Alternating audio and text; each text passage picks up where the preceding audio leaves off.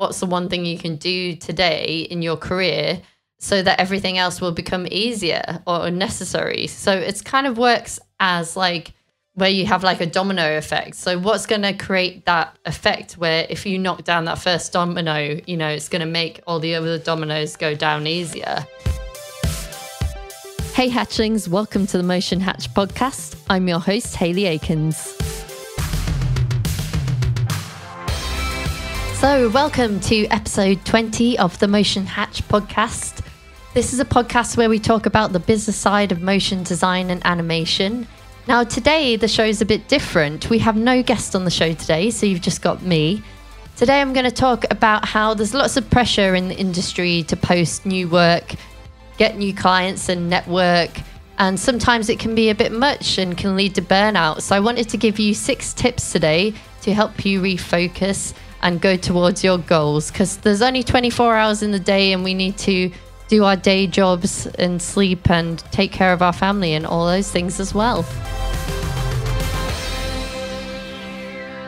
So I wanted to tell you first about recent experiences that I've had. In the last month, I've been working full-time freelance and also doing Motion Hatch, the podcast and the community and running the website. And, you know, I was feeling a bit tired and worn out and I had too much on my plate, really. So it took me going on holiday to really refocus and figure out what I was doing and where I was going. And I felt like I was getting sucked into the feeling that you need to do everything or you'll miss out, which I think happens in our industry a lot, really. We're trying to progress in our career and we feel like we're not getting anywhere. We have to, you know, post on Instagram every day. We have to be going to all these conferences and stuff like that. And it can be quite tiring.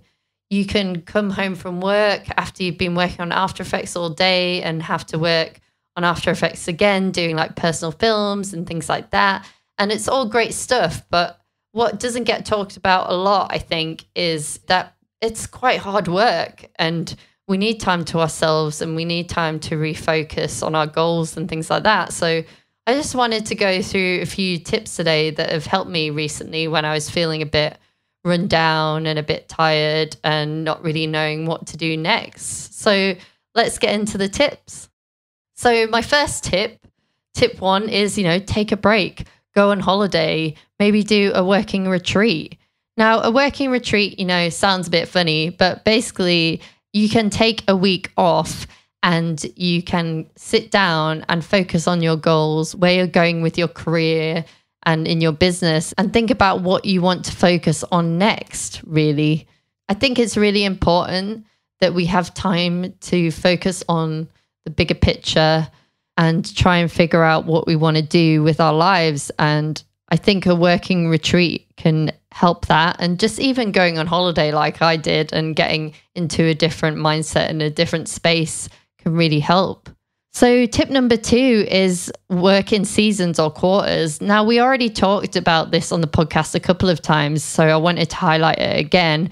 But in episode 18 with Michelle Higger-Fox, she talked about how in different years in our lives, in different seasons, things like that, we can focus on different things. So maybe like one year you focus on your family and then the next year you're focusing on your career and stuff like that. And similarly, in episode 8 with Austin Saylor, he was talking about how he's working his year like out in quarters.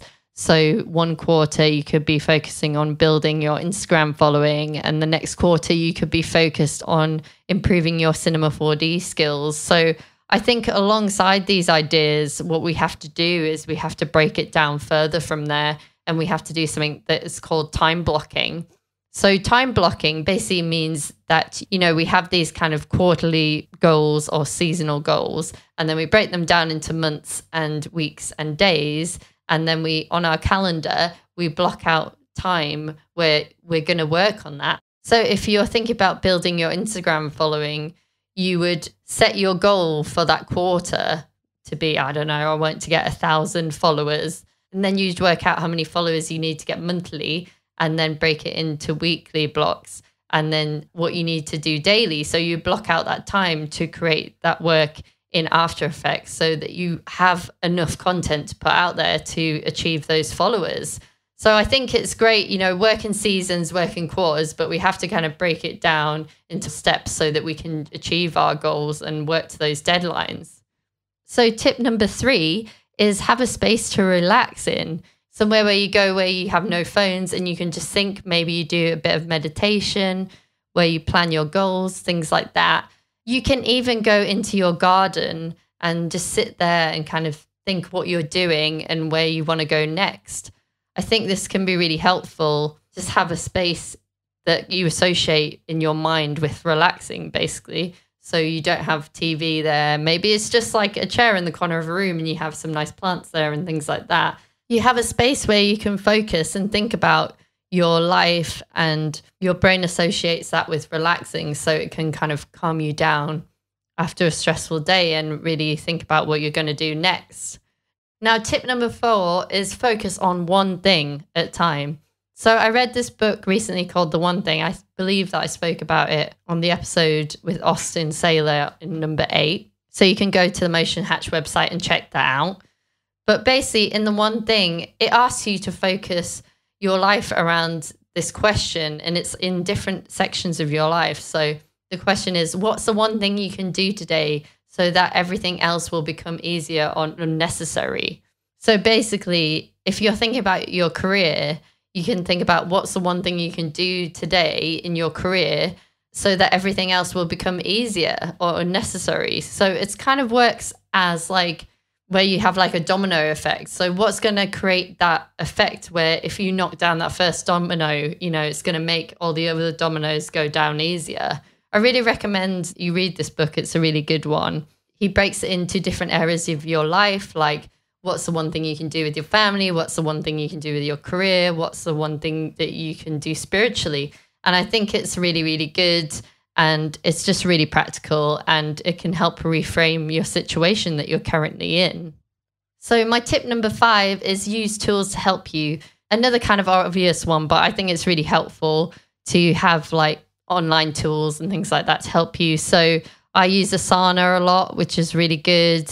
That just helps set out everything that I need to do for Motion Hatch. I like put all the guests on there and everything like that. And Trello is another one that's quite similar to that.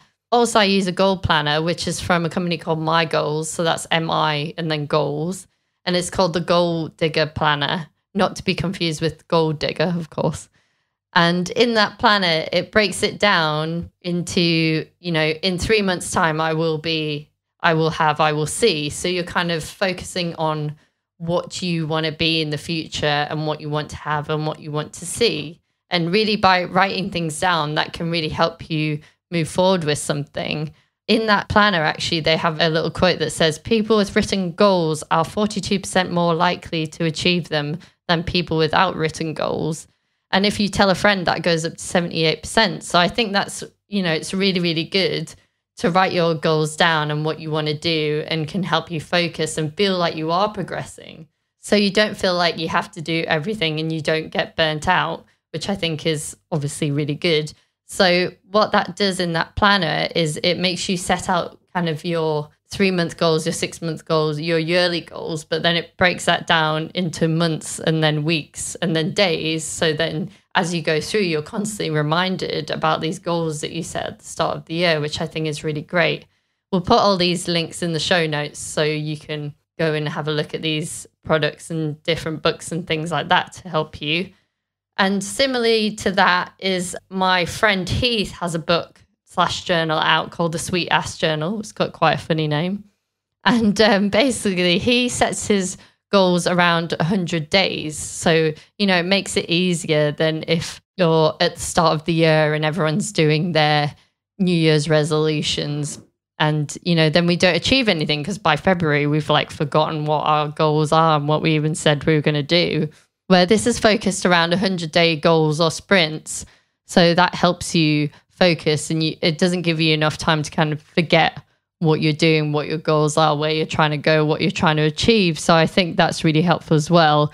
We'll put that in the show notes too. And then, like I was saying earlier from the My Goals, if you tell a friend, you're more likely to achieve your goals up to 78%. So I think this is really important and something that's definitely helped me so far, especially doing Motion Hatch and things like that, is, you know, talk to people, tell them your goals so they can hold you accountable for what you've said. Because when you tell someone, you're like, oh, I need to do this, because if I don't do it, then whoever is going to say, oh, well, you didn't do that. You said you were going to do it. You know, we need this accountability in our lives, really. So I'm part of a mastermind group.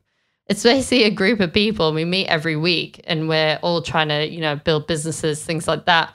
And we go around, someone's in the hot seat every week, and whoever's in the hot seat tells the rest of the group what their problems are. And then we go around and everyone tries to help that person. So you get your turn, and then you know, they might help you reframe your thinking, or they might help you with some ideas for something. And it's just really great because, you know, you're accountable to those people, because the first 10 minutes of every session, we kind of say, oh, I said I was going to do this last week, and then I did this. And then at the end of the session, you say, next week, I'm going to have done this by then. So we're all accountable each week, but then someone's in the hot seat and they're getting help with their business or career that week. So I encourage you to take this idea and, you know, with your motion design friends, kind of create a little accountability group, or even just with one of the motion designer, and keep each other accountable. Because I think this can really help, and it can help make you feel like you're actually moving forward in your career, which is really, really great, you know, because then it helps us. If we feel like we're achieving things, I think it helps us, you know, move forward and not feel burnt out, and we don't feel like we need to do everything at once, basically. So they're my 6 little tips. I hope that you like them and you find them useful. So I just wanted to make a little announcement, which is basically taking my own advice and the things that I've learned. And we're going to be taking a short break from the podcast, but it won't be long, don't worry. It's only 2 months, so we'll be back in September, and I've got so many great guests lined up. So I hope you will stay tuned and keep listening out for when it's coming back. But don't worry, we're still going to be doing loads of things with the community.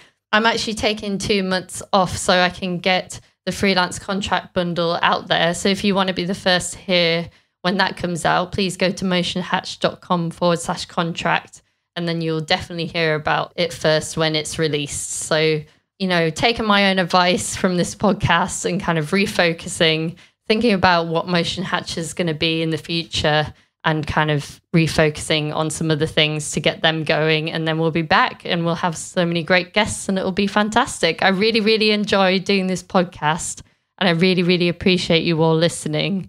I think these first 20 episodes have been fantastic. And, you know, I hope that there's going to be hundreds more, because I really enjoy connecting with people in the industry. And I really, really enjoy, you know, helping you all out there. And I hope you get a lot out of it. So if you've enjoyed this episode, or if you want to give me any feedback, I'd love to hear from you. You can always email me at hello@motionhatch.com, or you can send us a tweet at motionhatch, or send the message on Instagram at motionhatch as well. So I'd love to hear what you thought of this episode. Please let me know. I hope you enjoyed it.